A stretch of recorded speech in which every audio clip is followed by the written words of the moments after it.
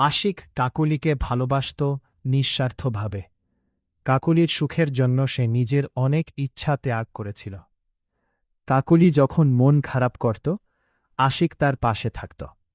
কাকলি অসুস্থ হলে আশিক সারা রাত ফোনে কথা বলত। কাকলি যখন বলত, আমার খুব ভয় করেছে, আশিক উত্তর দিত, আমি আছি, তুমি ভয় পেও না।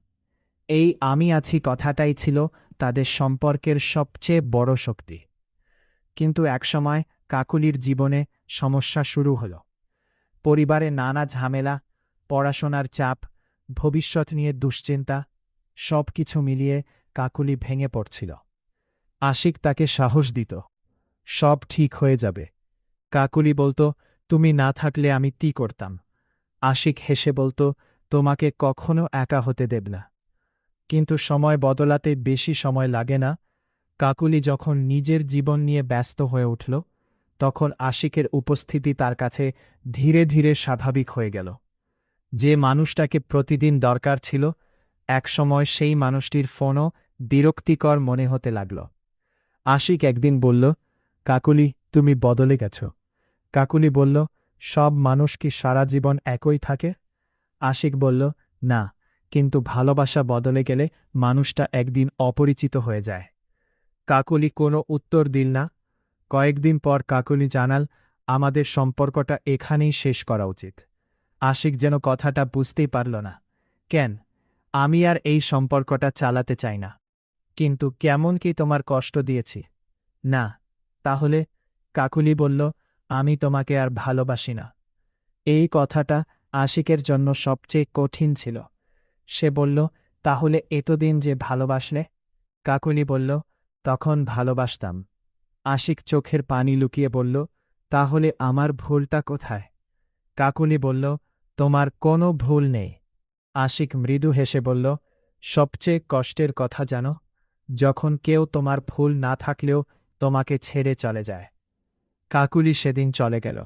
আশিক তাকে আটকায়নি, কারণ সে বুঝেছিল জোর করে কাউকে ধরে রাখা যায়, কিন্তু ভালোবাসা যায় না। কয়েক মাস পর আশিক নিজের জীবন নিয়ে ব্যস্ত হয়ে পড়ল, কাজ শুরু করল, নিজের ভবিষ্যৎ গড়ার চেষ্টা করল। কিন্তু কাকলির কথা পুরোপুরি ভুলতে পারল না। একদিন হঠাৎ কাকলি আশিকের সামনে এসে দাঁড়াল। আশিক অবাক হয়ে বলল, তুমি এখানে? কাকলি চোখ নামিয়ে বলল, তোমার সঙ্গে কথা বলতে এসেছি। কি কথা?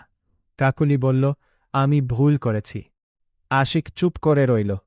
আমি বুঝতে পারিনি তুমি আমার জন্য কতটা করেছিলে। আশিক বলল, এখন বুঝেছ? তাহলে?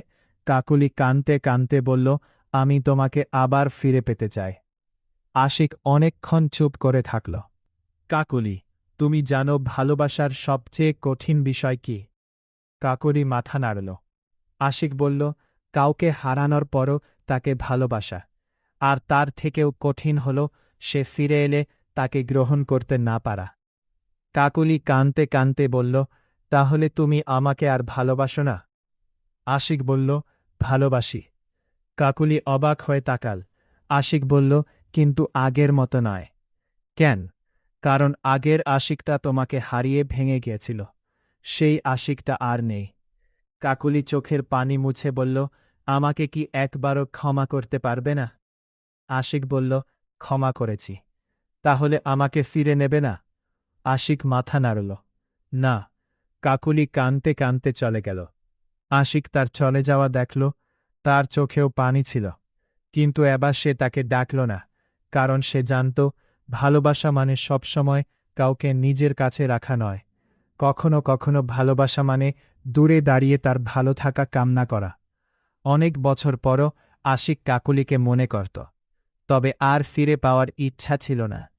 একদিন তার পুরনো ডায়েরির একটি পাতায় লেখা ছিল, কাকলি আমাকে ভালোবাসতে শিখিয়েছিল, তারপর আমাকে হারাতে শিখিয়েছিল, আর শেষে আমাকে শিখিয়েছিল নিজেকে হারিয়ে কাউকে ভালোবাসা উচিত নয়।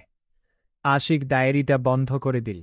জানালার বাইরে তাকিয়ে মৃদু হেসে বলল, তুমি আমার জীবনে এসেছিলে ভালোবাসা হয়ে, চলে গেছ শিখা হয়ে। আর সেই দিন থেকেই আশিক বুঝেছিল, কিছু সম্পর্কের শেষ হয় না, শুধু তাদের গল্পের শেষ অধ্যায়টা লেখা হয়ে যায়।